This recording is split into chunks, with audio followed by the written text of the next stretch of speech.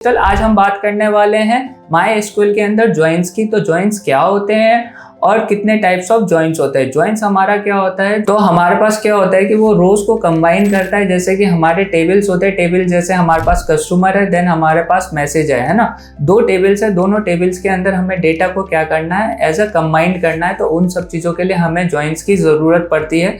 तो जॉइंस हमारे पास कितने टाइप्स ऑफ जॉइंस हैं, है ना।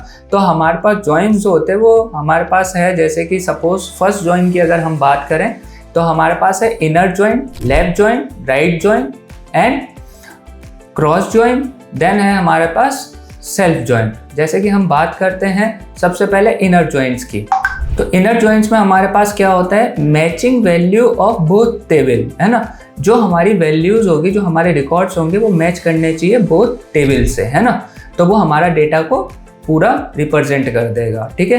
देन अब हम बात करते हैं लेफ्ट जॉइन की। तो लेफ्ट जॉइन क्या होता है, तो जो हमारे लेफ्ट टेबल का रिकॉर्ड होता है वो हमारे राइट टेबल के कॉलम से मैच करेगा। तो हमारे पास क्या होगा, लेफ्ट जॉइन हमारा वर्क करेगा। जैसे कि सपोज हमारे पास एक टेबल है जिसमें हमारे पास क्या है कि लेफ्ट का डेटा लेगा, जो कॉलम्स और रोज होते हैं हमारे पास, और जो राइट के जो रोज और कॉलम्स अगर मैच कर रहे हैं तो वो डेटा को हमारा रिप्रेजेंट करेगा, है ना।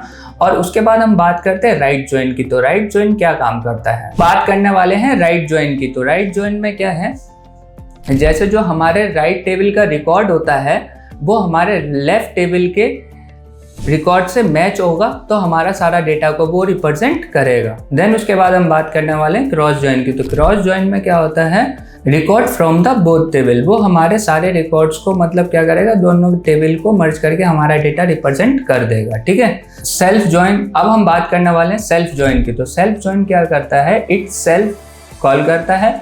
डेट मीन्स उसमें क्या है, जो हमारे सेम टेबल का जो रो का डेटा होता है उसे कंपेयर करता है ना, with in a same table. Okay, thank you so much.